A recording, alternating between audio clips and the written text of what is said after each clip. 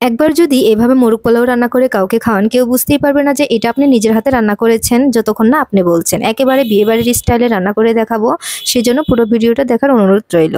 প্রথমে এখানে আমি মুরগির মাংস নিয়েছি 4 পিস, আর দিয়ে দিচ্ছি এখানে লেবুর রস, দিয়ে দেবো এখানে টক দই। আমি এখানে 2 টেবিল চামচ টক দই দিয়েছি, আর হালকা একটু ফুড কালার দিয়ে দিচ্ছি, এতে করে কালারটা খুব সুন্দর আসবে। দিয়ে দিব সামান্য পরিমাণে একটু লবণ, আর দিয়ে দিচ্ছি এখানে একটু মরিচের গুঁড়া। তারপর হাত দিয়ে ভালোভাবে করে মেখে নিতে হবে, এতে করে কিন্তু খুব সুন্দর একটা কালার আসবে। মাখা হয়ে গেলে এটাকে আমি 10 মিনিটের জন্য রেস্টে দিয়ে দিব। এভাবে করে ঢাকনা দিয়ে ঢেকে রেখে দিয়েছি 10 মিনিটের জন্য। এখন আমি এখানে কাঠবাদাম আর কাজু বাদাম নিয়েছি, তারপর ধুয়ে এখন হচ্ছে ব্লেন্ডার করে নেব।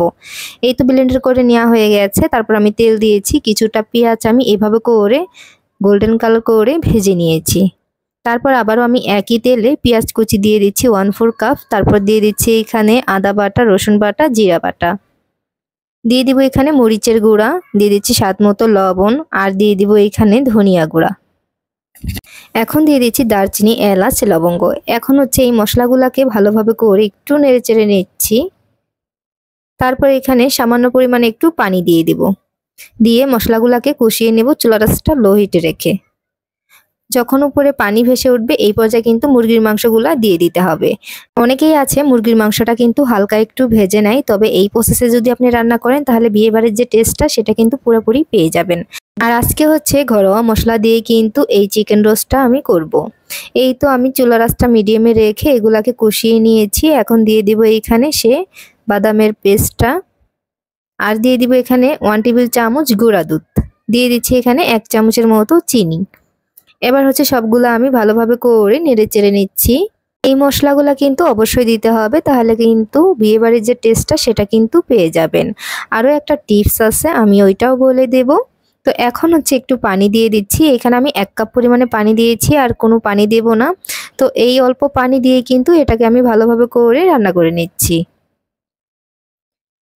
রান্নার শেষের দিকে আমি এখানে এই যে পেঁয়াজগুলো যে ভেজে রেখেছিলাম এগুলা গুঁড়ো গুঁড়ো করে তারপর দিয়ে দিচ্ছি। এইভাবে করে যদি দেন অনেক অনেক টেস্ট আসে এটাতে। অবশ্যই কিন্তু পেঁয়াজটা ভেজে এভাবে করে কিন্তু দিতে পারেন। তারপরে হচ্ছে নেড়ে চেড়ে এগুলাকে আমি রান্না করে নিচ্ছি। যখন উপরে তেলটা হালকা করে ভেসে উঠবে এই পর্যায়ে আমি নামিয়ে নিচ্ছি। নামানো হয়ে গেলে আমি তেল দিয়েছি, দিয়ে দিব এখানে দারচিনি, এলাচ, আর দিয়ে দিচ্ছি এখানে 1/4 কাপ পেঁয়াজ কুচি।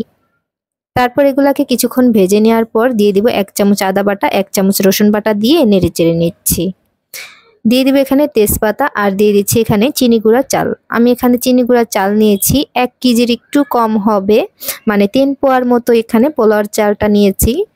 তারপর ধুয়ে পানিটা ঝরিয়ে নিয়েছি। এখন হচ্ছে তেলে এভাবে করে ভেজে নিতে হবে, এতে করে কিন্তু পোলাওটা একদম ঝরঝরে হবে। যারা নতুন আছেন তারা কিন্তু অবশ্যই চিনি গুঁড়া চালটা দিতে পারেন। এবার আমি এখানে স্বাদ মতো লবণ দিয়েছি, আর কয়েকটা কাঁচামরিচ দিয়েছি। দিয়ে দিব এখানে পরিমাণ মতো পানি।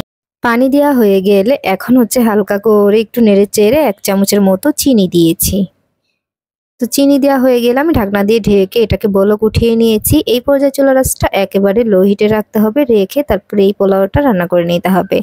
দেখেন আমি লো হিটে রেখেছিলাম, আর পোলাওটা কি সুন্দরভাবে কিন্তু হয়ে গেছে, একদম ঝরঝরে হয়ে গেছে। এখন এবার হচ্ছে একটু ফুড কালার দিয়ে দিব। একটু ফুড কালারের সাথে পানি মিক্স করে এভাবে দিতে পারেন। বিয়ে বাড়িতে বড় বড় রেস্টুরেন্টে কিন্তু মোরগ পোলাও এভাবেই করেই রান্না করে। তারপর হচ্ছে এই যে রান্না করা মুরগির মাংসগুলো এবার দিয়ে দিচ্ছি। তো মুরগির মাংসগুলা কিন্তু এভাবে করে দিতে হবে। তো আমি 1 পিস করে উঠিয়ে উঠিয়ে দিচ্ছি, আর ঝোলটা আমি পুরাপুরি দেব না, কিছুটা রেখে দেব। এতে করে কিন্তু খাওয়ার সময় ঝোলটা দিয়ে খেলে অনেক বেশি ভালো লাগে, তাই অল্প পরিমাণে দেব, আর কিছুটা আমি রেখে দিচ্ছি। এখন দিয়ে দিচ্ছি কিছুটা ঘি। ঘিতে কিন্তু সুন্দর একটা ফ্লেভার আসবে। আর দিয়ে দিব এখানে ভেজে রাখা পেঁয়াজ। এখন হচ্ছে ঢাকনা দিয়ে ঢেকে দমে রেখে দেব আধা ঘন্টার জন্য। চুলার আঁচটা লো হিটে রেখেছিলাম। তারপর দেখেন যখনই খুলেছি আমি এত সুন্দর একটা স্মেল পাওয়া যাচ্ছিল, বিশ্বাস করেন বাসার সবাই খেয়ে বলছিল যে এটা মনে হয় রেস্টুরেন্ট থেকে কিনে নিয়ে আসছি।